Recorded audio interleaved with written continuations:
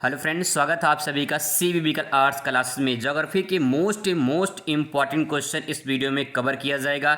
अगर आप ये वीडियो पूरा देख लेते हैं तो यहाँ से आपके एग्जाम में क्वेश्चन पक्का आएगा। चलिए शुरुआत करते हैं, साथ साथ में आपको अच्छे से याद भी करवा देंगे।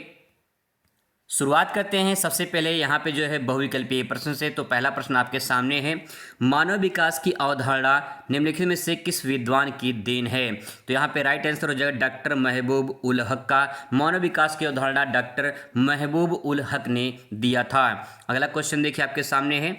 अगला क्वेश्चन है कि निम्नलिखित देशों में से किस देश में सहकारी कृषि का सफल परीक्षण किया गया?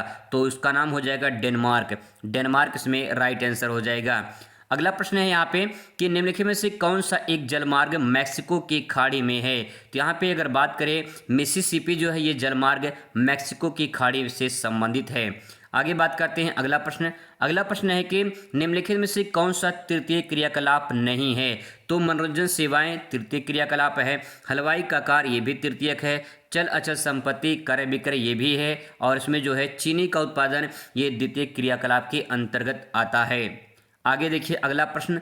अगला प्रश्न यहाँ पे है, विस्तृत वाणिज्य अनाज कृषि के जो है ये संबंधित किससे है? तो इसका राइट आंसर क्या हो जाएगा? इसका राइट आंसर हो जाएगा आपका यहाँ पे प्रति व्यक्ति आय उत्पादन अधिक होता है।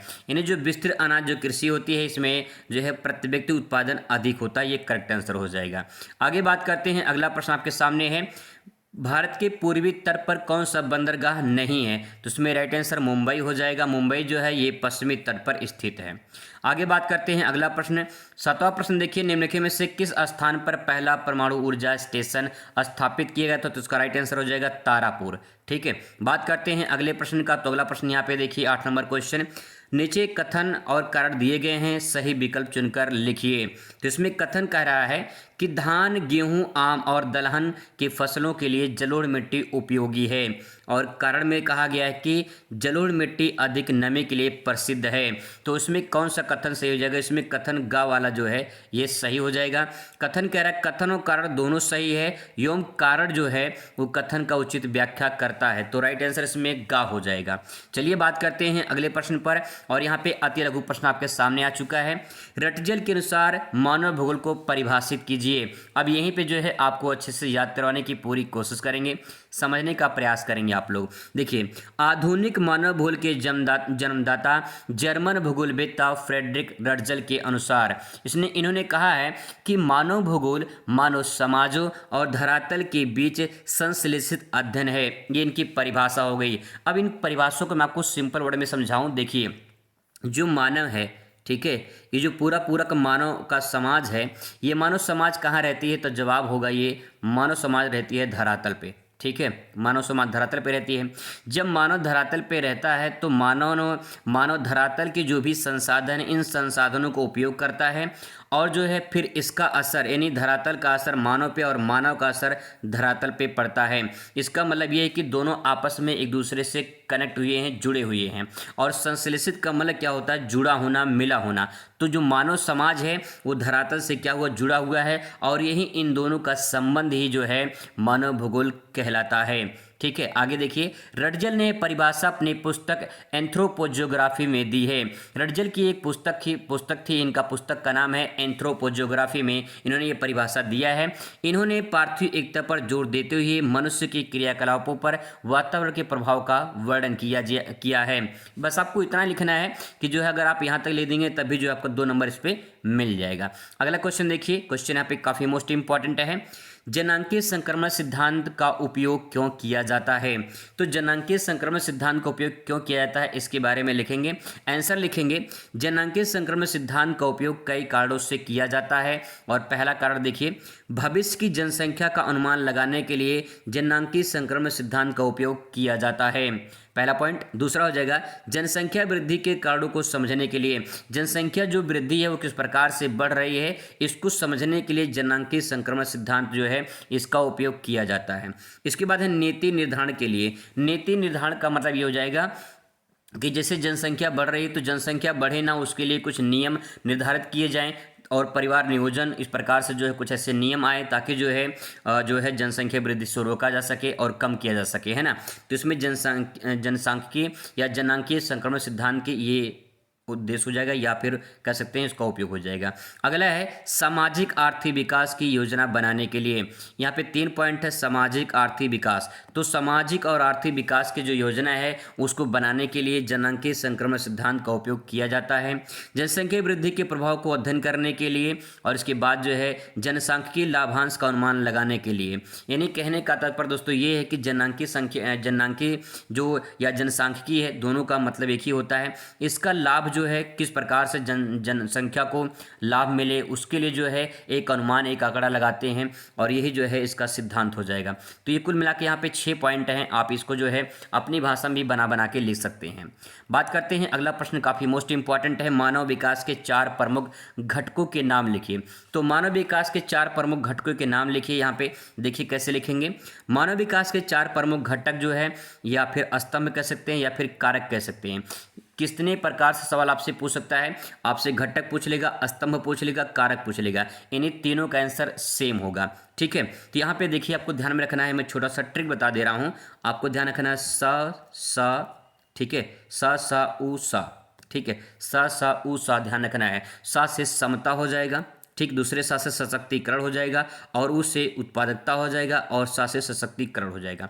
तो सा उ सा ध्यान रखेंगे, सा उ सा, ये 4 शब्द जो है आपको ध्यान में रखना है और आराम से जो अच्छे से याद कर सकते हैं। ठीक है, आगे देखिए अगला प्रश्न, पंचम क्रियाकलाप क्या है इसके बारे में बताना है। तो पंचम क्रियाकलाप क्या है आइए देखते हैं। पंचम क्रियाकलाप आर्थिक क्रियाकलापों के पद सोपान के सर्वोच्च स्तर पर बैठे हुए कर्मी सर्वाधिक महत्वपूर्ण निर्णय लेने की नीति निर्माण करने जो है नीति निर्माण का कार्य करते हैं। ये क्रिया चतुर्थक सेक्टर से जुड़ी हुई ज्ञान आधारित जो है ये मामूली फर्क होता है। कहने का तात्पर्य दोस्तों ये है कि पंचम क्रियाकलाप में वो लोग आते हैं जो उच्च कर्मी होते हैं, वो सब जो है इस कैटेगरी में आते हैं। अगला प्रश्न दोस्तों आपके सामने यहाँ पे है कि आर्थिक दृष्टि से भारत की जनसंख्या को कितने भागों में बांटा गया है। तो इसके यहाँ पे देखेंगे, यहाँ पे लिखा गया है आर्थिक दृष्टि से भारत की जनसंख्या को 3 वर्गों या स्तरों में बांटा गया है। पहला है मुख्य श्रमिक, दूसरा सीमांत श्रमिक और तीसरा है अश्रमिक। तो इनके बारे में थोड़ा थोड़ा समझ लेते हैं। मुख्य श्रमिक वे श्रमिक होते हैं, वह व्यक्ति जो एक वर्ष में कम से कम 183 दिन कार्य करता है। देश की जनसंख्या में लगभग 30% मुख्य श्रमिक के अंतर्गत आते हैं। यहाँ पे भारत में जनसंख्या में आर्थिक दृष्टि से भारत की जनसंख्या को बांटा गया है। तो कहा गया कि जो मुख्य श्रमिक होते हैं ये कम से कम एक वर्ष में 183 दिन काम करते हैं, उन्हें मुख्य श्रमिक कहा जाता है और ऐसे लोगों की जो है 30% आबादी है। वही बात करें सीमांत श्रमिक, तो वह व्यक्ति जो एक वर्ष में 183 दिन से जो है कम काम करते हैं उनको जो है सीमांत श्रमिक कहा जाता है। इनकी संख्या जो है 8.7% है। अगला पॉइंट यहाँ पे दोस्तों है अश्रमिक। अश्रमिक या गैर कामगार वह व्यक्ति जो वर्ष भर में अपनी आजीविका के लिए कोई कार्य नहीं करता है। तो 3 टाइप के जो है श्रमिकों में इसे बांटा गया है और यहाँ पे ध्यान रखेंगे, पहला मुख्य श्रमिक है जो 183 दिन से अधिक काम करता है, सीमांत श्रमिक जो है 183 दिन से कम काम करता है और अश्रमिक जो कभी काम नहीं करता उसे कहते हैं अश्रमिक। तो ये 3 प्रकार में बांटा गया है। आगे देखते हैं अगला प्रश्न, क्वेश्चन नंबर यहाँ पे 14 देखिए, दक्षिण भारतीय राज्यों में से किस राज्य में भौमजल का उपयोग कुल भूमि जल समाभ्य से अधिक है, इसके 2 कारण लिखिए। तो आइए देखते हैं इसके। दक्षिण भारत के राज्यों में जो है तमिलनाडु ऐसा राज्य है जहां भूजल का उपयोग और कुल भूमि जल संभाव्य से अधिक है। ये जो है संभाव्य क्या है इसके बारे में समझने की कोशिश करते हैं, मतलब कि कम है एक तरह से, यानी जो भी जल है भूमिगत में यानी भूमि के अंदर जो भी जल है पीने योग्य वो बहुत कम मात्रा में और उसका जो है उपयोग किया जा रहा है। आइए देखते हैं इसके 2 कारण क्या है, अत्यधिक सिंचाई और अनियमित वर्षा, ये 2 उसके कारण हैं। देखिए अत्यधिक सिंचाई में क्या लिखेंगे, तमिलनाडु में धान गन्ना नारियल जैसी जल गहन फसलों में खेती बड़े पैमाने पर की जाती है। किसान इन फसलों की सिंचाई के लिए भूजल अत्यधिक उपयोग करते हैं, इसीलिए जो है यहाँ पे जल जो है संभाव्य लिखा गया कि भूमि जो जल है वो सबसे कम है। अनियमित वर्षा में कहा गया है कि तमिलनाडु में वर्षा अनियमित अपर्याप्त होती है। अनियमित मतलब कभी नियम नहीं होता कब बारिश होगी कब नहीं होगा, अपर्याप्त मतलब कम वर्षा होती है। इसके कारण किसान और नागरिक अपनी जल आवश्यकताओं को पूरा करने के लिए भूजल पर निर्भर रहते हैं। कहने का तात्पर्य दोस्तों ये है कि दक्षिण राज्य में, अगर बात करें दक्षिण भारतीय राज्य में, तो तमिलनाडु में सबसे ज़्यादा भूमजल का उपयोग किया जाता है और यही जो है संभाव्य है, मतलब कि भविष्य में भी इसकी जो है कम संभावना है कि वहाँ पानी बचेगा। आइए बात करते हैं अगले प्रश्न पे। अगला प्रश्न है, प्रक्षिप्त या एकांकी बस्तियां किस प्रकार की होती हैं? ये भारत के किन किन राज्यों में पाई जाती हैं? आइए इनको समझते हैं। इस प्रकार की बस्ती में 8-10 घरों में बनी छोटी छोटी पल्लियां एक बड़े क्षेत्र पर दूर दूर बिखरी होती है। इन बस्तियों को छितरी हुई या फिर एकांकी या फिर बिखरी हुई बस्तियां कहा जाता है। एकांकी बस्तियां उच्च भूमि, पर्वतीय क्षेत्रों में या फिर मरुस्थलीय भागों में पाई जाती हैं। एकांकी या फिर जो है प्रक्षिप्त बस्तियाँ वे बस्तियाँ होती हैं, जैसे मान लो कुछ बस्तियाँ यहाँ पर बनाई गई हैं, कुछ बस्तियाँ यहाँ पर बनाई गई, कुछ बस्तियाँ यहाँ पर बनाई गई हैं, और इस प्रकार से जो बिखरी हुई बस्तियाँ होती हैं उसे प्रक्षिप्त बस्ती या फिर एकांकी बस्ती के नाम से जाना जाता है। आगे बात करते हैं अगला प्रश्न। अगला प्रश्न है कि धात्विक खनिज और अधात्विक खनिज में दो अंतर लिखिए। तो उसका दो तरीका है। एक तरीका यह है कि आप इसको डिवाइड कर लीजिए, ठीक है। एक तरफ लिखिए धात्विक खनिज, दूसरी तरफ लिखिए अधात्विक खनिज, और इस पर जो है इस प्रकार से आप लिखिए। एक तरीका तो ये है। दूसरा तरीका है जैसे ये लिखा गया है वैसे आप लिख सकते हैं। पहला पॉइंट देखिए, धात्विक खनिज को गलाने पर धातु प्राप्त होती है किंतु अधात्विक खनिज को गलाने पर नहीं होता है। इसको सिंपल वर्ड में कहा जाए तो धात्विक खनिज में जिसमें धातु की मात्रा पाई जाती है वो धात्विक खनिज होता है, और इसमें धातु की मात्रा नहीं पाई जाती वो अधात्विक खनिज होता है।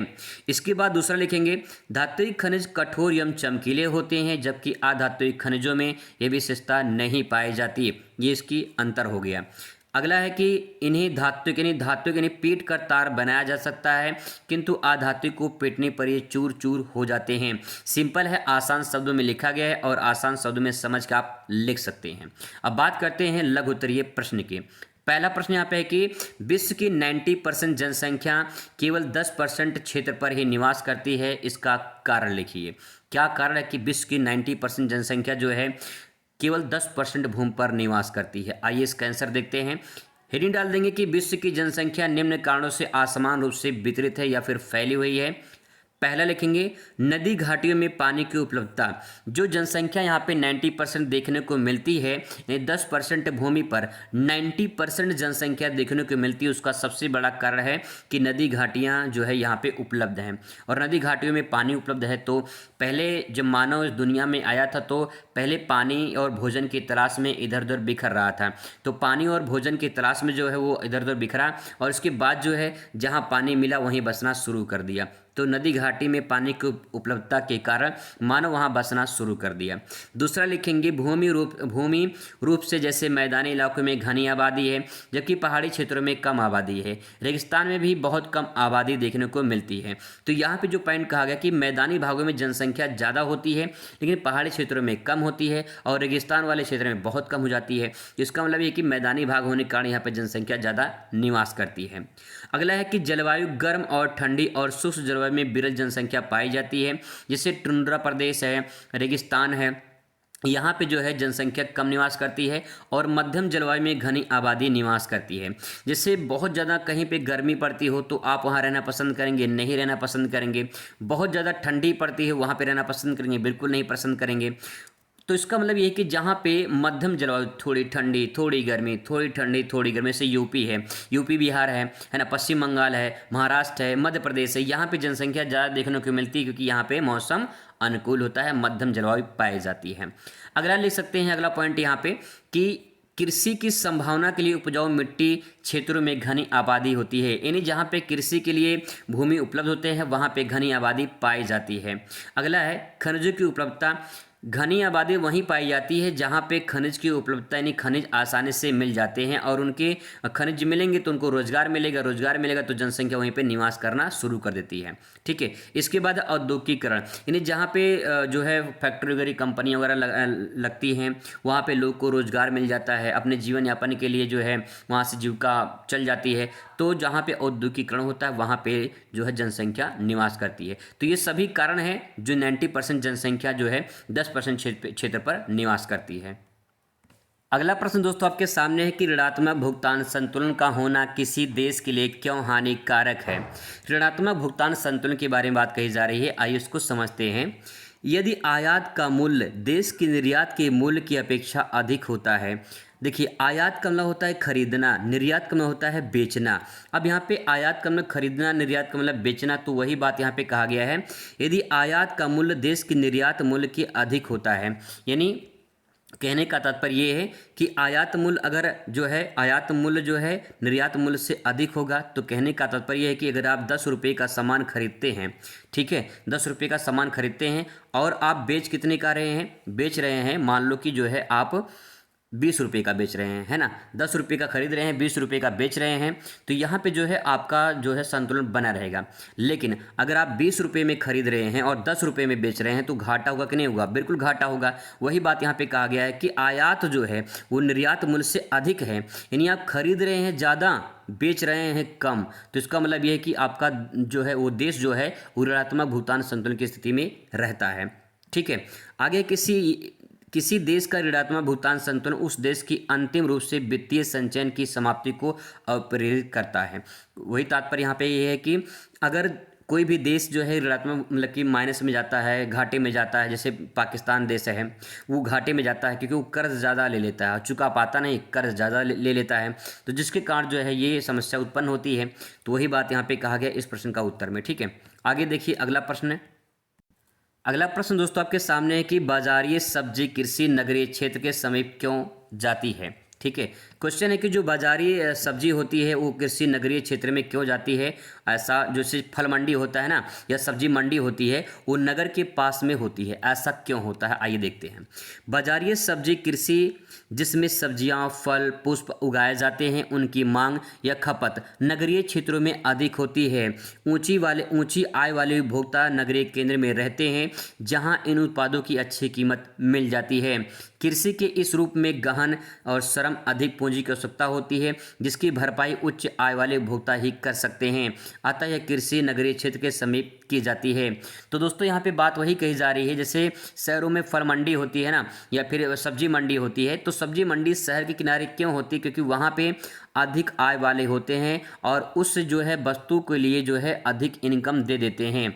तो यहाँ पे वही बात है कि जो ज़्यादा जहाँ पैसा मिल जाए, लोग वहीं पे अपना मार्केट लगाना चाहते हैं। वही बात इसमें कहा गया कि जो बाजारी सब्जी होती है वो नगर के समीप इसीलिए बनाई जाती है क्योंकि उनको अच्छी कीमत मिल जाए। ठीक है, आगे बात करते हैं। अगला प्रश्न, अलवणीय जल की उपलब्धता को सुधारने हेतु 4 विधियां लिखिए। तो अलवणीय जल की उपलब्धता को सुधारने के लिए 4 विधियां हैं। आइए समझते हैं कौन कौन सी विधियां हैं। सबसे पहले हेडिंग डाल देंगे अलवणीय जल की उपलब्धता को सुधारने की 4 विधियां। सबसे पहले आप देख लीजिए कि अलवणीय जल वो जल होता है जो पीने योग्य होता है। ठीक है, अगर यहाँ पे लिखा होता केवल लवणीय तो ये हो जाता है जिसमें खारापन होता है।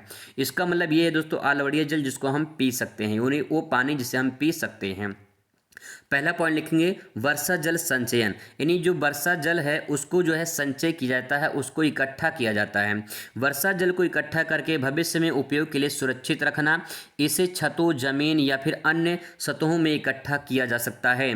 तो जो यहाँ पे वर्षा जल है इसको सुधारने के लिए बात कही जा रही है, यानी वर्षा को जल को हमें संचय करना है, हमें इकट्ठा करना है। ठीक है, दूसरा पॉइंट है जल का पुनर्भरण। जल का पुनर्भरण मतलब कि पुनः भरना। जैसे वर्षा जल होता है, वर्षा जल या फिर अपशिष्ट जल को भूमिगत जल भंडार में वापस भेजा जाना। जब वर्षा होती है ना तो जमीन में पानी कहीं इकट्ठा हो जाता है, फिर धीरे धीरे वो पानी के अंदर मतलब जमीन के अंदर सोख लेता है। जब जमीन के अंदर वो पानी सोख लेता है तो फिर इसके बाद वही भूमिगत जल जो है वो भंडार उसमें हो जाता है। तो जल का पुनर्भरण जो होता है वो वर्षा के द्वारा होता है। ठीक है, अगला देखिए अपशिष्ट जल का पुनः उपयोग। अपशिष्ट जल का मतलब जैसे जो नाले में पानी बहता है वो एक प्रकार से अपशिष्ट जल होता है।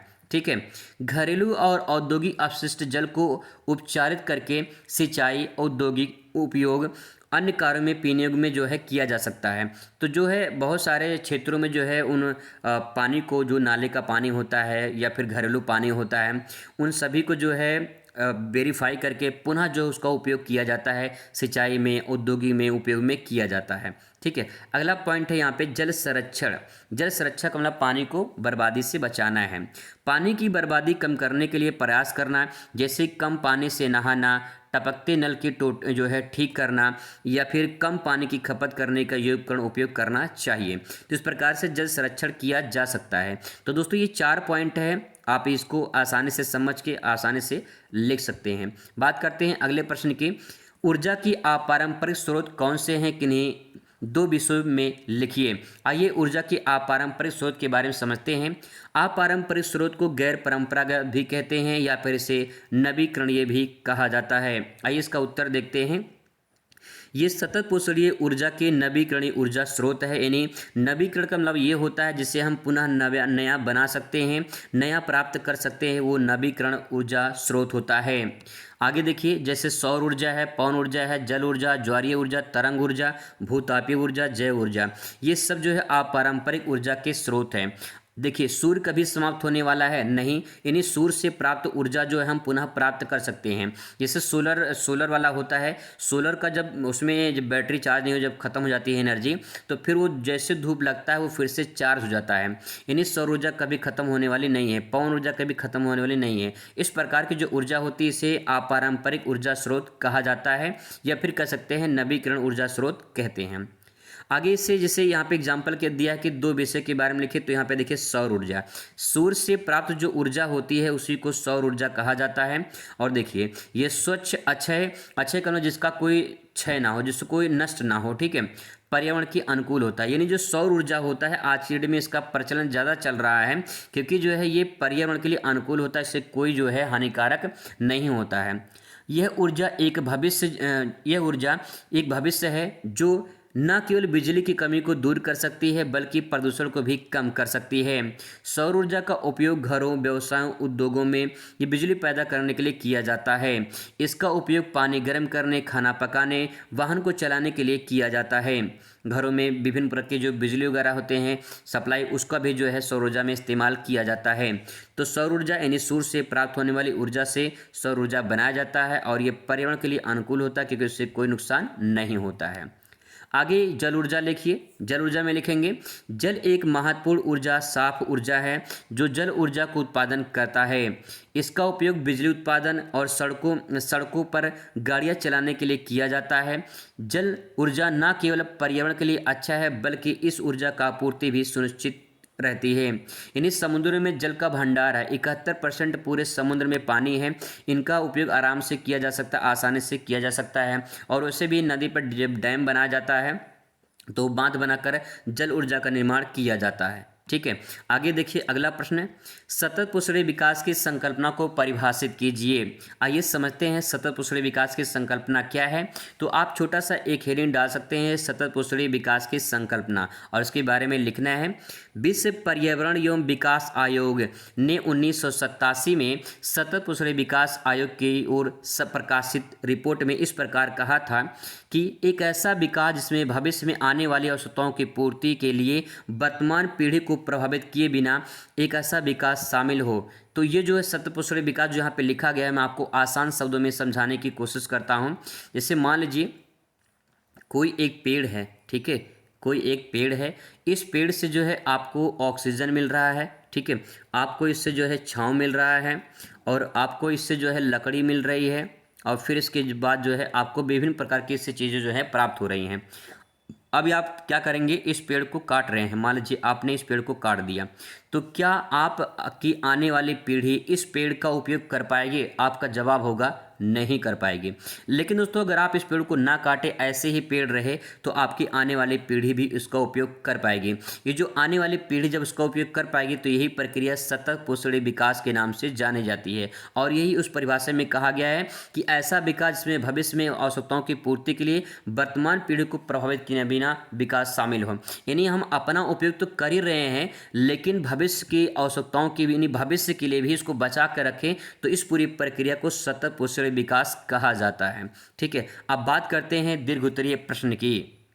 पहला प्रश्न दोस्तों आपके सामने है, दीर्घोत्तरीय में व्यापार के पत्तन किस प्रकार सहायक होते हैं? पत्तनों का वर्गीकरण उनकी अवस्थिति के आधार पर कीजिए। आइए पत्तन के बारे में समझते हैं कि पत्तन क्या होते हैं। सबसे पहले पत्तन की बात करें तो पत्तन वो होता है, जैसे मान लीजिए जो समुद्र के तट होते हैं, ठीक है, जैसे मान लीजिए यहाँ मुंबई है, ठीक है, अब यहाँ पे एक जहाज, समुद्र का जहाज आकर जिस तट पर रुकता है उसे पत्तन या बंदरगाह कहा जाता है। ठीक है, ये तो बात होगी पत्तन की। अब इसके बारे में और समझते हैं। तो यहाँ पे पहले लिखेंगे पत्तन व्यापार में सहायक होते हैं, इसके बारे में लिखेंगे, क्योंकि पत्तन जो होता है उससे सर्वाधिक क्या होता है, व्यापार होता है, उसके बारे में समझना है। उत्तर लिखेंगे, ये अंतर्राष्ट्रीय व्यापार की दुनिया में मुख्य प्रवेश द्वार होते हैं। इन्हीं पत्तनों के द्वारा जहाजी माल या फिर यात्री जो होते हैं विश्व के एक भाग से दूसरे भाग में जाते हैं। यानी विभिन्न प्रकार के जो बंदरगाह हैं, जो पत्तन हैं, वो अंतर्राष्ट्रीय व्यापार को जोड़ते हैं, एक दूसरे से एक दूसरे देश को जोड़ते हैं। और ये जो है प्रवेश का मुख्य द्वार भी यहीं से माना जाता है, क्योंकि शुरुआत में जो पहले जब लोग इधर उधर जाना शुरू किए एक देश से दूसरे देश में, तो पहले ही पत्तन से यानी समुद्र बंदरगाहों से ही जाते थे। ठीक है, इसमें जहाज से सामान लेकर जाना, आना लेकर जाना, और यात्री भी यहाँ से आते जाते रहते हैं। दूसरा पॉइंट लिखेंगे, पत्तन जहाज के लिए जो है गोदी लादने, उतारने, भंडारण हेतु जो है सुविधाएं प्रदान करते हैं। गोदी लादने का मतलब ये होता है कि इससे जो बड़े बड़े टैंक लगते हैं उस पर वो सब उतारने लादने ये सब काम किया जाता है। ठीक है, आगे है, एक पत्तन के महत्व को नौभार का आकार निपटाने के लिए जहाज़ों की संख्या द्वारा निश्चित किया जाता है। कहने का तात्पर्य है कि यहाँ पे एक पत्तन महत्व को जो है नौभार का आकार, नौभारक का आकार मतलब कि जो नाव होता है वो उसके भार को देखा जाता है कि कितनी बड़ी नाव है और उस पर कितना जो है वस्तु को जो है लेन देन हो सकता है, कितने वस्तु पे रखे जाते हैं, तो उस सबको जो है निपटान करने के लिए जहाज़ को निश्चित किया जाता है। ठीक है, अगला है, एक पत्तन द्वारा निपटाया नौभार उसके पृष्ठ देश या प्रदेश के विकास का स्तर का सूचक होता है। यानी जितना बड़ा नाव होगा उतनी बड़ी जो है उस देश का जो है कहीं कि व्यापार होगा उस देश में। ठीक है, तो ये भी डिपेंड करता है कि नाव कितना बड़ा है कितना छोटा है। इसके बाद दोस्तों बात करेंगे यहाँ पे पत्तनों का वर्गीकरण। तो पत्तनों का वर्गीकरण अवस्थिति के आधार पर करना है। अगर सिंपल वर्ड में कहा जाए तो स्थिति के आधार पर कर सकते हैं। देखिए कितना है, अवस्थिति के आधार पे दो प्रकार के पत्तन है, एक आंतरिक पत्तन होता है, दूसरा बाह्य पत्तन होता है। अगर आंतरिक पत्तन की बात करें तो जो आंतरिक मतलब अंदर इन्हें देश के अंदर जो होता है, और बाह्य पत्तन इन्हें देश के बाहर जो होता है। देश के बाहर का मतलब एक देश से दूसरे देश में जो व्यापार होता है वही, और आंतरिक पत्तन में एक देश में जितने राज्यों में वो व्यापार होता है उसके बारे में बात कही गई है। तो आंतरिक पत्तन देखिए पहले, वे पत्तन समुद्र दूर स्थल के भीतर स्थित होते हैं, परंतु नदी नहर द्वारा समूह से जुड़े होते हैं।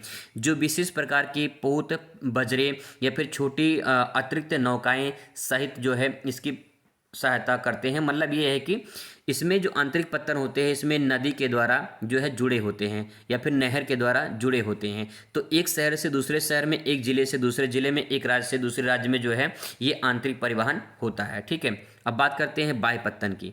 तो बाह्य पत्तन में क्या लिख सकते हैं, बाह्य पत्तन में लिखेंगे, ये गहरे पत्तन होते हैं, ये वास्तविक पत्तन से दूर गहरे समुद्र में बनाए जाते हैं, क्योंकि जलपोत तो अपने बड़े आकार के कारण अधिक मात्रा में अवसाद आ जाने के कारण वास्तविक पत्तन तक नहीं पहुंच पाते हैं, जैसे बोस्टन का ही पत्तन है।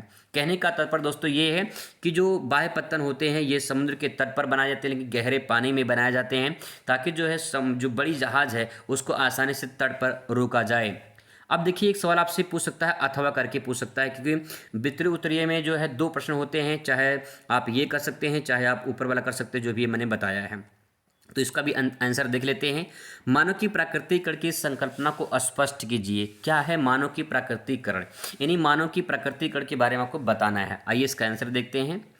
मानव का प्राकृतिकरण, मानव ने जब पृथ्वी पर जन्म लिया तब से निरंतर भौतिक पर्यावरण के अन्योन्य क्रिया करता है। अन्योन्य क्रिया का मतलब आपस में क्रिया करता है, यानी मानव क्या करता है, मानव पर्यावरण के जो भी संसाधन होते हैं इनको उपयोग करता है, और जब उसका उपयोग करता है तो पर्यावरण का असर मानव पे और मानव का असर जो है वो पर्यावरण पे पड़ता है। तो इस प्रकार से एक अन्योन्य क्रिया हो गई। ठीक है, आगे देखिए, मानव प्रौद्योगिकी का विकास करता है, यानी टेक्नोलॉजी का विकास करता है, और उसकी सहायता से भौतिक पर्यावरण के साथ अंतः क्रिया करता है। मानव जैसे जैसे साइंस का विकास करता चला गया, टेक्नोलॉजी का विकास करता चला गया, वैसे ही अधिक से अधिक जो हमारा नेचुरल इन्वायरमेंट है यानी भौतिक पर्यावरण है उसका जो है अधिक से अधिक उपयोग करने लगा है। मानव सभ्यता की प्रारंभिक काल में प्रौद्योगिकी निम्न स्तर पर विकसित थी, परंतु और मानवीय क्रियाकलापों पर प्राकृतिक पर्यावरण तत्वों का प्रभाव अधिक था। प्राकृतिक शक्तियाँ मानव क्रियाओं का मार्गदर्शन करती थी, मानव प्रकृति की सुनता था और आज्ञा का पालन करता था। ये बात पहले बात कर रहा है कि जब मानव के पास कोई ऐसा संसाधन नहीं था, यानी जब मानव के पास उतनी टेक्नोलॉजी नहीं थी, तो मानव प्रकृति का दास था। ठीक है, मानव प्रकृति का दास था, मानव प्रकृति का गुलाम था। सिंपल वर्ड में कहा जाए तो यहाँ पे जो है एक तरह से निश्चयवाद था। ठीक है, निश्चयवाद आपने पढ़ा होगा निश्चयवाद के बारे में, तो ये निश्चयवाद था। निश्चयवाद का मतलब जो प्रकृति ने तय कर दिया, जो निश्चय कर दिया प्रकृति ने, अगर जो है रात होना है तो रात होगी ही, दिन होना है तो दिन होगा। सूरज का उदय होना ये निश्चित है, ये प्रकृति ने तय कर दिया है, ये निश्चय है। अंधेरा होगा तो अंधेरा होगा, ये निश्चय है। तो निश्चयवाद में ये कहा गया है जिसमें प्राकृतिक शक्तियों की प्रधानता होती है वो निश्चयवाद है। और वही बात यहाँ पे कहा गया है कि पहले मानव जो है वो प्रकृति की जो है दास था, प्रकृति का सुनता था और प्रकृति की आज्ञा का पालन करता था। ठीक है, आगे देखिए, आगे लिखा गया है इसमें, मानव प्रकृति की प्रचंडता से भयभीत था। यानी मानव जो था, अगर प्रकृति जैसे बहुत भयानक बारिश हो रही है, गरज रहा है, चमक रहा है, तो मानव पहले डर जाता था कि भाई क्या हो रहा है, ये इतनी गर्जना क्यों हो रही है, भयभीत होता था, डर जाता था उससे और उसकी पूजा करता था। तो मानव क्या करने लगता था, उसकी पूजा करने लगता था कि हमसे प्रकृति रूठ गया है, नाराज हो गया है। अगर हम किसी उसके संसाधनों को उपयोग कर रहे हैं प्रकृति का, तो प्रकृति हमसे नाराज हो गया है, ऐसा मानव पहले सोचता था जब उसके पास टेक्नोलॉजी की कमी थी, जो वो पूरी तरह से विकसित नहीं हो पाया था। आगे है यह इस तरह आदि मानव लगभग पूर्णतः प्राकृतिक पर्यावरण की शक्तियों द्वारा नियंत्रित था। ऐसी दशाएं जिसमें आदि मानव की तुलना में पर्यावरण की शक्तियां अधिक प्रबल होती थी, इसे ही पर्यावरण निश्चयवाद कहते हैं। वही मैंने आपको ऊपर बताया है कि इसमें मानव जो है प्रकृति को सुनता था, प्रकृति की आज्ञा का पालन करता था और प्रकृति जैसा चाहती थी मानव वैसा ही करता था, और ये पूरी प्रक्रिया पर्यावरण निश्चयवाद के नाम से जानी जाती है। ठीक है, आगे देखिए, आगे लिखेंगे, पर्यावरण निश्चयवाद की दशा में भारत के अनेक क्षेत्रों को देखा जा सकता है जहां पर आदि मानव निवास करते हैं। इन क्षेत्रों में मानव सतत पोषण हेतु प्राकृतिक संसाधनों पर प्रत्यक्ष रूप से निर्भर करता है। ऐसे समाज पर्यावरण माता प्रकृति की रूप धारण करता है और इसी दशा में मानव प्रकृति को अत्यधिक प्रभावित करता है। यही प्रक्रिया जो है मानव का प्राकृतिकरण कहलाता है। अब दोस्तों यहाँ पे बात कहा गया है कि जो है मानव का प्राकृतिकरण, तो पहले आप यहाँ पे दो चीज़ बताएंगे। पहले बताएंगे निश्चयवाद। ठीक है, पहले बताएंगे निश्चयवाद कि निश्चयवाद में क्या हुआ था, यानी प्रकृति ने पहले निश्चय किया, पहले तय किया, इसके बाद जो है मानव प्रकृति का सुनता था, प्रकृति का मानता था, प्रकृति के सारी चीज़ों को उपयोग करता था। लेकिन जैसे से टेक्नोलॉजी का विकास होता चला गया, फिर आप बताएंगे संभववाद के बारे में। किसके बारे में? संभववाद के बारे में, कि मानव ने जो है अब संभव कर दिया है। तो मानव जैसे टेक्नोलॉजी का विकसित किया टेक्नोलॉजी को, वैसे ही प्राकृतिक संसाधनों को अंधाधुंध उपयोग करने लगा, और जैसे उपयोग करने लगा यही पूरी प्रक्रिया जो है मानव का प्राकृतिकरण कहलाने लगा, यानी मानव का जो है अप्रकृतिकरण हो रहा है। अगला प्रश्न दोस्तों आपके सामने यहाँ पे है, भारत में भू संसाधन की पर्यावरणीय समस्याएं कौन से हैं, इनके निदान उपाय लिखिए। देखिए इसका आंसर लिखेंगे, भारत में भू संसाधन पर बढ़ते दबाव के कारण अनेक पर्यावरणीय समस्याएं उत्पन्न हो रही हैं, जिनमें निम्नलिखित हैं। आइए देखते हैं इनको। सबसे पहले लिखेंगे यहाँ पे मृदा उर्वरता जो है इसमें ह्रास हो रहा है, यानी मृदा की जो मिट्टी है इसमें जो उर्वरा शक्ति पाई जाती है उसका ह्रास हो रहा है, यानी उसकी कमी हो रही है। तो क्या कारण है कि जो है मिट्टी की उर्वरा शक्ति जो है वो कम हो रही है? इसमें लिखेंगे कृषि भूमि पर तेजी से बढ़ती जनसंख्या के बढ़ते दबाव से कृषि उत्पादकता बढ़ने के उद्देश्य से जहां एक और दलहन कृषि के क्षेत्र में कमी आ रही है, वहीं दूसरी ओर बहुफसलीकरण बढ़ोतरी से प्रति भूमि के क्षेत्र में उल्लेखनीय कमी आई है। इससे भूमि पुनः उर्वरता पाने की प्रक्रिया अवरुद्ध हुई है, जैसे नाइट्रोजनीकरण। कहने का तात्पर्य दोस्तों ये है, इसमें ये कहा गया है कि जैसे जैसे जनसंख्या बढ़ रही है, जनसंख्या दबाव बढ़ रहा है, उसकी उत्पादकता में बढ़ोतरी हो रही है। अगर सिंपल से वर्ड में कहा जाए कि जैसे मानव बढ़ेगा तो मानव की आवश्यकताएं बढ़ेंगी, मानव की आवश्यकताएं बढ़ेंगी तो भूमि तो नहीं बढ़ेगा ना। जब भूमि नहीं बढ़ेगा तो मानव क्या करेगा, उसी भूमि पर कई प्रकार की फसलें उगाना शुरू कर देगा, यानी बहुफसली जो है करण ये शुरू कर देता है, जिसके कारण जो है उसके जो भूमि होती है उसकी उर्वरा शक्ति में जो है कमी आ जाती है। तो यही जो है इसमें कारण माना गया है। ठीक है, आगे है रासायनिक शक्ति का प्रयोग करता है। रासायनिक उर्वरक कीटनाशक रसायनों का प्रयोग भी भारतीय कृषकों द्वारा किया जा रहा है। उक्त कारणों में देखा जाए तो भारत में मृदा उत्पादकता में ह्रास का अनुमान किया जा रहा है। जो है कहने का तात्पर्य दोस्तों यही है कि जैसे जैसे जनसंख्या बढ़ी, बहुफसली कार्यक्रम आया और उसके बाद जो है रासायनिक खादों का बहुत अंधाधुंध उपयोग किया गया, कीटनाशक रासायनिक पदार्थों का उपयोग किया जा रहा है, जिसके कारण जो है ये मृदा की उर्वरा शक्ति जो है ह्रास हुई है, यानी कमी हुई है। ठीक है, आगे दूसरा पॉइंट लिखेंगे मृदा अपरदन। मृदा अपरदन का मतलब होता है मिट्टी का कटाव। मिट्टी का कटाव कैसे होता है और कैसे जो है इसको प्रभावित करता है। भारत में समुचित रखरखाव व प्रबंधन के अभाव में प्रतिवर्ष लाखों हेक्टेयर मृदा जो है मृदा अपरदन की समस्या ग्रस्त हो रही है। शुष्क क्षेत्र पर्याप्त वर्षा प्राप्त करने वाली वनस्पति विहीन क्षेत्र, जलोढ़ मिट्टी वाले भाग, कटे फटे पठारी भागों में तीव्र गति से ढाल रखने वाले धरातली भूभाग पर मृदा अपरदन मुख्य रूप से प्रभावी होता है। यानी कहने का तात्पर्य दोस्तों ये, जैसे नदी बह रही है, ठीक है, नदी बह रही है, जब नदी बहेगी तो नदी अपने साथ जो है मिट्टी का कटाव करती है। ठीक है, क्योंकि मिट्टी जो होती है वो मुलायम होती है, नरम होती है और आसानी से कट जाती है।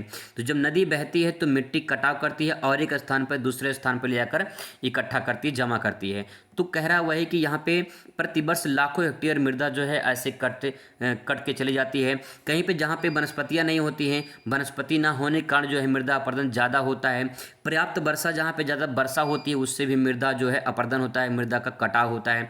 तो जो है ये भी एक तरह से समस्या है। अगला पॉइंट यहाँ पे है लवणता एवं मृदा क्षारता या फिर जल क्रांतता। अब इसका देखिए मतलब क्या होता है। मृदा क्षारता मतलब मृदा में जो है क्षार की कमी पाई जाती है या फिर उसमें लवण यानी खारापन पाया जाता है, जिसके कारण भी जो है उर्वरा शक्ति कम होती है। अभी तक भारत के लगभग 80 लाख हेक्टेयर भूमि लवणता व क्षारता से प्रभावित हो चुके हैं। इसके अलावा देश के लगभग 70 लाख हेक्टेयर भूमि जलक्रांतता यानी जल की कमी के कारण जो है अपनी उर्वरता खो चुके हैं। तो जल की कमी के कारण या फिर जो है उसमें क्षारिता पाई गई या तो लवणता पाई गई है, जिसके कारण जो है ये काफ़ी बड़ी समस्या यहाँ पे आई है। अगला पॉइंट दोस्तों यहाँ पे लिखेंगे मृदा परिच्छेदिका में जहरीले तत्वों का जमाव। इसको क्या है, इसके देखिए भारतीय कृषकों द्वारा कृषि भूमि में अत्यधिक कीटनाशक रसायनों का प्रयोग से वहां मृदा परिच्छेदिका में जहरीले तत्व का जमाव बढ़ रहा है, जिसके कारण कृषि तथ्य विषैले हो रहे हैं, जिनके उपयोग से मानवीय स्वास्थ्य प्रतिकूल प्रभाव पड़ रहा है। मृदा परिच्छेदिका का मतलब ये होता है, जिससे एक तरह से मैं सिंपल वर्ड में समझाऊं, जैसे प्याज होता है, प्याज की परतें होती हैं, ऐसे ही मृदा में परतें पाई जाती हैं। ठीक है, ये जो परतें होती हैं उसके जहरीले जो कीटनाशक दवाई होती है, रासायनिक जो पदार्थ होते हैं, इनके छिड़काव करने से ज़मीन के अंदर वो चला जाता है और जिसके कारण जो है वो पूरा जहरीला हो जाता है। वही बात यहाँ पे कहना चाह रहा है। ठीक है, आगे देखिए अगला पॉइंट यहाँ पे लिखेंगे। अगला है कि भू संसाधनों की पर्यावरणीय समस्याओं का निदान क्या है। तो निदान में देखिए क्या उपाय है ये भी लिख सकते हैं। मृदा उत्पादकता में बस मृदा अपरदन, लवणता और जल क्रांतता की समस्या निपटने के लिए कृषि भूमि की समुचित रखरखाव और प्रबंधन वैज्ञानिक विधियों का उचित प्रयोग किया जाना चाहिए। यानी मृदा कटाने के लिए, जिससे मृदा ना कटे उसके लिए जो है वृक्षारोपण करना चाहिए, रासायनिक खादों का कम प्रयोग करना चाहिए, ये भी आप इसमें लिख सकते हैं।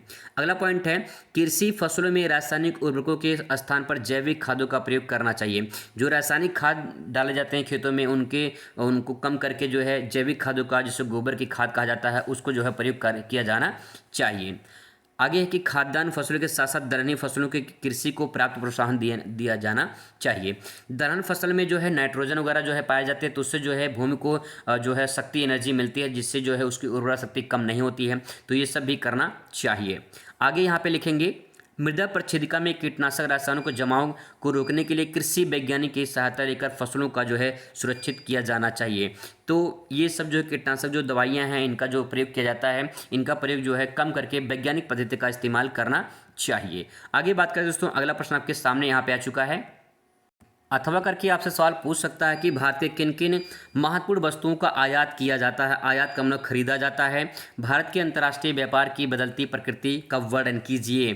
तो देखिए लिखेंगे, हेडिंग लिखेंगे भारत में आयात की जाने वाली वस्तुएं, क्या क्या वस्तुएं हैं। देखिए इतनी सारी वस्तुएं यहाँ पे आयात की जाती हैं, नहीं खरीदी जाती हैं। इलेक्ट्रॉनिक्स के सामान खरीदे जाते हैं, खनिजी धन, मशीनरी, रसायन, सोना, खाद्य पदार्थ, मूल्यवान धातु, कागज, रबड़, कपड़े, ये सब खरीदे जाते हैं। मोबाइल फ़ोन खरीदे जाते हैं, कंप्यूटर, टेलीविज़न, ये सब खरीदे जाते हैं। कच्चा तेल, पेट्रोलियम, गैस, ये सब खरीदे जाते हैं। औद्योगिक मशीनरी, कृषि उपकरण जो है ये भी सब खरीदे जाते हैं। उर्वरक, दवाएं, प्लास्टिक, ये सब भी जो है आयात किया जाता है। वहीं बात करें आभूषण भी जो है, सोना वगैरह जो है आयात किया जाता है। खाद, तेल, दाल और फसलें जो हैं, दाल में फल वगैरह ये सब भी खरीदे जाते हैं। तांबा, एल्युमिनियम भी जो है आयात किया जाता है। न्यूज़ प्रिंट यानी जो अखबार वाला जो पेपर होता है वो भी जो है बाहर से आता है जो है। इसके बाद जो है कार्डबोर्ड, ये भी जो है बाहर से आता है। टायर, अन्य रबर जो होते हैं ये भी बाहर से आते हैं। और तैयार कपड़े या कपड़े के जो सामान होते हैं ये भी जो है बाहर से मंगाए जाते हैं। तो इतने सारे सामान जो है भारत जो है आयात करता है, नहीं खरीदता है विदेश से। आगे इसके बारे में लिखेंगे और यहाँ पे हेडिंग डाल के कि भारत के अंतर्राष्ट्रीय व्यापार की बदलती प्रकृति क्या है। तो देखिए यहाँ पे पहला पॉइंट है वैश्वीकरण। वैश्वीकरण में क्या होता है, भारत वैश्विक अर्थव्यवस्था में अधिक सक्रिय रूप से भाग ले रहा है, जिससे आयात और निर्यात दोनों में वृद्धि हुई है। वैश्वीकरण का मतलब ये होता है जब एक देश से दूसरे देश में आयात निर्यात हो तो उसे प्रक्रिया को वैश्वीकरण कहा जाता है।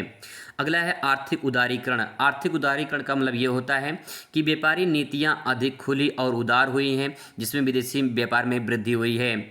यहाँ पे आर्थिक उदारीकरण का मतलब ये होता है कि जब किसी दूसरे देश में व्यापार होता है तो उस व्यापार में जो है कुछ टैक्स वगैरह छूट दिया जाता है, जिससे वो आसानी से व्यापार कर सके, और यही प्रक्रिया आर्थिक उदारीकरण कहलाता है। अगला पॉइंट है सेवा क्षेत्र का उदय। सेवा क्षेत्र का उदय का मतलब ये है कि सेवा क्षेत्र जैसे कि आईटी सेक्टर, पर्यटन, वित्तीय सेवाएं, भारत की हिस्सेदारी बढ़ रही है। तो सेवा के क्षेत्र में भी यहाँ पे जो है वृद्धि देखने को मिल रही है। अगला है कि क्षेत्रीय व्यापार समझौते। क्षेत्रीय व्यापार समझौते में आप ये लिख पाएंगे यहाँ पे कि भारत ने कई क्षेत्रीय व्यापार समझौते पर हस्ताक्षर किए हैं, यानी साइन किए हैं, जैसे कि आसियान, इंडिया, FTA जो व्यापार को बढ़ावा देते हैं, इन सब पे जो है साइन किए गए हैं। अगर आपको ये याद आता है तो लिख देंगे, नहीं याद आता कोई बात नहीं, इसको छोड़ देंगे। बस आपको इतना ध्यान में रखना है कि जो है क्षेत्रीय व्यापार समझौता जो है ये होता है। आगे लिखेंगे यहाँ पे कि निर्यात में विविधता। निर्यात में विविधता का मतलब ये है कि भारत में केवल पारंपरिक वस्तुओं को निर्यात किया जाता है, बल्कि उच्च तकनीकी वस्तुओं और सेवाओं का भी निर्यात किया जाता है। यानी भारत में भी कुछ ऐसे सामान हैं जो विदेश में बेचे जाते हैं। ठीक है। आयात में वृद्धि। भारत अपनी घरेलू आवश्यकताओं को पूरा करने के लिए अधिक वस्तुओं और सेवाओं को जो है आयात करता है, यानी खरीदता है। निर्माण क्षेत्र में वृद्धि करता है। भारत में निर्माण क्षेत्र में वृद्धि हुई है, जिसके कारण मशीनरी उपकरण आयात में भी वृद्धि हुई है। यानी जो है जो वस्तु बाहर से मंगाते हैं उसको ज़्यादा जो है भारत में भी निर्माण किया जाता है। अगला है ई कॉमर्स का उदय। ई कॉमर्स का उदय का मतलब ये होता है ई कॉमर्स बढ़ने से आयात निर्यात की वृद्धि हुई है। जैसे आप ऑनलाइन फ्लिपकार्ट वगैरह से सामान मंगाते हैं तो वही ई कॉमर्स के नाम से जाना जाता है। इसके बाद दोस्तों आता है मानचित्र का कार्य। मानचित्र कार्य में देख लीजिए, भारत का सबसे अधिक जनसंख्या वाला राज्य उत्तर प्रदेश हो जाएगा। ठीक है, इसको मानचित्र में भर लेंगे अभी। और उसके बाद देखिए पूरब से पश्चिम प्रवाहित होने वाली एक नदी, तो पूरब से पश्चिम नर्मदा नदी। ठीक है, आप गोदावरी नदी, नर्मदा, कावेरी, कृष्णा भी लिख सकते हैं। सॉरी, ये नहीं लिखेंगे, नर्मदा नदी यहाँ पे है, गोदावरी कृष्णा ये जो है पश्चिम से बहती हैं, लेकिन नर्मदा जो है इस प्रकार से बहकर आती है, तो यहाँ से जो है निकलती है और इसके बाद जो है यहाँ पे बहती है। ठीक है, तो ये जो है पूरब हो गया और इधर हो गया पश्चिम, तो यहाँ पे बताया गया पूरब से पश्चिम, तो नर्मदा जो है इसमें करेक्ट आंसर हो जाएगा। ठीक है, आगे है मध्य प्रदेश के जो है एक तांबा क्षेत्र, तो बालाघाट है मध्य प्रदेश में। और इसके बाद जो है अगला देखिए, गुजरात का सबसे बड़ा नगर जो है अहमदाबाद है। और इसके बाद यहाँ पे अगला है उत्तर प्रदेश का एक परमाणु शक्ति, तो यहाँ पे नरोरा जो है इसका राइट आंसर हो जाएगा। इसी प्रकार से विश्व की बात करें तो यहाँ पे देखिए एशिया का सबसे कम जनसंख्या वाला देश कौन सा है, तो आंसर होगा मालदीव हो जाएगा। और यहाँ पे बात करें तो अगला है कि उत्तरी अमेरिका का सबसे बड़ा देश जो है, तो इसका उत्तरी अमेरिका का सबसे बड़ा देश क्षेत्रफल की दृष्टि से पूछा है तो कनाडा हो जाएगा। और अगर जनसंख्या में पूछा होता, जनसंख्या में जो है यूएसए हो जाता, यानी संयुक्त राज्य अमेरिका हो जाता। ठीक है, अगला प्रश्न देखिए, तीसरा है जापान का सबसे बड़ा नगर कौन सा है, तो जापान का सबसे बड़ा नगर टोक्यो हो जाएगा। और वहीं बात करें, अगला है कि अटलांटिक महासागर को प्रशांत महासागर से जोड़ने वाली नहर कौन सी है, पनामा नहर हो जाएगा। ठीक है, वहीं बात करें राइन नदी जलमार्ग जो है ये कहाँ कहाँ बहती है, तो Switzerland, Germany, France, Belgium, Netherlands में बहती है। अब देखिए इसका जो है मानचित्र में जो है इसको भी दर्शा लेते हैं फटाफट। पहले भारत का देख लीजिए किस प्रकार से यहाँ पे आपको मानचित्र में दर्शाना है। उत्तर प्रदेश से भरने के लिए आएगा तो देखिए यहाँ पे देखिए ये है उत्तर प्रदेश, कुछ इस प्रकार से यहाँ पे दिया गया है। तो आप यहाँ पे उत्तर प्रदेश भर देंगे और यहाँ पे आप लिखेंगे जो है क्वेश्चन नंबर जैसे मान लीजिए आ है तो आप यहाँ पे आ लिख के जो है उत्तर प्रदेश यहाँ पे आप भर देंगे। अगर बाहर लिख रहे हैं तो एरो बना देंगे, इस प्रकार से भरना है। आपको दोस्तों एक सादा मैप मिलेगा यहाँ पे, जिस प्रकार से ये जो बीच में ये बना हुआ है ये सब नहीं बना रहेगा। तो देखिए ये है उत्तर प्रदेश, तो यहाँ पे लिख देना है यूपी। ठीक है, उत्तर प्रदेश आपको पूरा लिखना है और यहाँ पे क्वेश्चन नंबर जैसे आ है तो आप यहाँ पे लिख देना है। इस प्रकार से जो है मानचित्र में भर देनी है। अगला प्रश्न है यहाँ पे दूसरा वाला है, भारत पूर्व से पश्चिम बहने वाली प्रवाहित नदी तो नर्मदा नदी है, तो इसको भी भर लीजिए।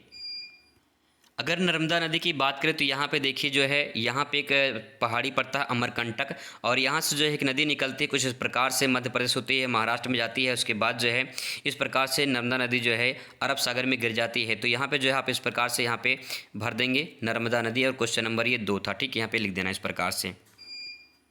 अगला पूछा है यहाँ पे दोस्तों कि जो है मध्य प्रदेश का एक प्रमुख ताबा क्षेत्र तो बालाघाट जिला हो जाएगा, तो बालाघाट मध्य प्रदेश में, इसको भरिए। तो यहाँ पे देख लीजिए आप, यहाँ पे देखिए ये है मध्य प्रदेश, ये है एमपी, और आपको समझ में नहीं कहाँ भरें तो ये सेंटर पॉइंट में जो है आप यहाँ पे भर देना बालाघाट। ठीक है, यहाँ भर देना आप लोग बालाघाट, और यहाँ पे क्वेश्चन नंबर जो भी रहेगा वहाँ पे आप लिख देना। ठीक है, तभी सही होगा। चौथा नंबर प्रश्न देखिए, गुजरात का सबसे बड़ा नगर कौन सा है, तो अहमदाबाद हो जाएगा। इसको भी मानचित्र में भर लीजिए। यहाँ पे दोस्तों ये देखिए ये है गुजरात। ठीक है, ये है आपका गुजरात, तो गुजरात है, तो गुजरात के यहाँ पे सेंटर पॉइंट में यहाँ भर दीजिए अहमदाबाद। जगह नहीं है तो एरो बना के जो है आप यहाँ पे ले सकते हैं अहमदाबाद। ठीक है, ये आपका राइट आंसर हो जाएगा, अहमदाबाद हो जाएगा। ठीक है, इस प्रकार से आपको भर देनी है मानचित्र में। अगला प्रश्न यहाँ पे देखिए लिखा है कि उत्तर प्रदेश का एक प्रमुख परमाणु शक्ति केंद्र का नाम लिखना है, तो नरौरा हो जाएगा। नरौरा पड़ता है बुलंदशहर के पास में। तो देखिए यहाँ पे है आपको यूपी दिखाई दे रहा होगा, ये है ये आपका यूपी। ठीक है, यहाँ पे है यूपी, तो यूपी में आपको भरना है, तो लगभग आप जो है यहाँ भर देंगे तभी जो आपका काम हो जाएगा। यहाँ पे भर देंगे है नरौरा। ठीक है, नरौरा ही हो जाएगा, और क्वेश्चन नंबर लिख देंगे कौन सा क्वेश्चन नंबर है। तो दोस्तों ये हो गया 5 नंबर। बात करते हैं अब जो है संसार का। संसार में देखिए, संसार में पहला है कि एशिया का सबसे कम जनसंख्या वाला देश तो मालदीव हो जाएगा। मालदीव कैसे भरेंगे संसार में, एक संसार का मानचित्र भी आपको दिया जाएगा, और यहाँ पे देखिए मालदीव भरना है। तो एशिया में भारत के नीचे जो है आपको यहीं पे जो है भारत नीचे यहीं पे मालदीव भर देना है। ठीक है, यहाँ भर देना है मालदीव, ये भारत के नीचे जो है मालदीव है, इसको ध्यान रखेंगे। अगला प्रश्न दोस्तों यहाँ पे कि उत्तरी अमेरिका का सबसे बड़ा जो है देश कौन सा है क्षेत्रफल की दृष्टि से, तो कनाडा इसका राइट आंसर हो जाएगा। कनाडा देखिए मानचित्र में आप यहाँ पे दे सकते हैं, देखिए आपको यहाँ पे कनाडा दिखाई देगा। ये जो है आप ग्रीन में जो देख पा रहे हैं ये है कनाडा। ठीक है, तो यहाँ पे जो आपको लिख देना है कनाडा, ये हो जाएगा कनाडा। जो भी क्वेश्चन नंबर आप रहेगा वहाँ पे आप लिख देना। अगला प्रश्न यहाँ पे दिया गया, जापान का सबसे बड़ा नगर तो इसकी राजधानी टोक्यो। जापान की राजधानी क्या है, टोक्यो है। मानचित्र में जापान में देखिए आपको यहाँ पे आना है, साइड में जो है इस प्रकार से आपको यहाँ पे दिखाई देगा, ये है जापान। ठीक है, तो यहाँ पे आपको लिख देना है जापान, और उसकी राजधानी पूछा है तो आपको यहाँ पे जो है इस प्रकार से जो है इसकी राजधानी टोक्यो जो है आपको यहाँ पे लिखना है। ठीक है, इसकी राजधानी क्या हो जाएगी, जापान की राजधानी टोक्यो हो जाएगी। अगला प्रश्न है कि अटलांटिक महासागर और प्रशांत महासागर को जोड़ने वाली कौन सी नहर है, तो जवाब होगा इसका जो है पनामा नहर। तो पनामा नहर देखिए अटलांटिक और प्रशांत को जोड़ती है। यहाँ पे दोस्तों अगर बात करें इसका आंसर का, तो देख लीजिए यहाँ पे आंसर जो है इसका ये है साउथ पैसिफिक ओशियन, और ये है अटलांटिक ओशियन। ठीक है, मतलब इधर है अटलांटिक महासागर, इससे प्रशांत महासागर, और जो है यहाँ पे जो है एक नहर बनाया गया है। ठीक है, यहाँ पे एक नहर बनाया गया है, इस नहर का नाम है पनामा नहर। तो ये जो है यहाँ पे बनाया गया है, आप इस प्रकार से जो है यहाँ बना के इस प्रकार से यहाँ भर देंगे पनामा। ठीक है, यहाँ पे जो है पनामा नहर हो जाएगा। अगला प्रश्न आपके सामने यहाँ पे राइन नदी जलमार्ग जो है ये कहाँ पे है, तो देखिए Switzerland, Germany, France, Belgium, Netherlands. तो इसको मानचित्र भरना है। ये दोस्तों यूरोप की नदी है, तो यहाँ पे आपको यूरोप इस प्रकार से दिखाई देगा। तो यहाँ से स्टार्ट करना और जो है इस प्रकार से ऐसे बना देना, और यहीं पे जो है आपकी राइन नदी है। राइन नदी यूरोप में बहती है और वहाँ पे भर देना, देश का नाम नहीं भरना है, कोई दिक्कत नहीं, वो चल जाएगा। दोस्तों सारे क्वेश्चन आपको करके आने हैं, ये क्वेश्चन भी छोड़ना नहीं है। अगर नहीं आता तो बना बना के लिख करिए, लेकिन क्वेश्चन छोड़कर मत आना।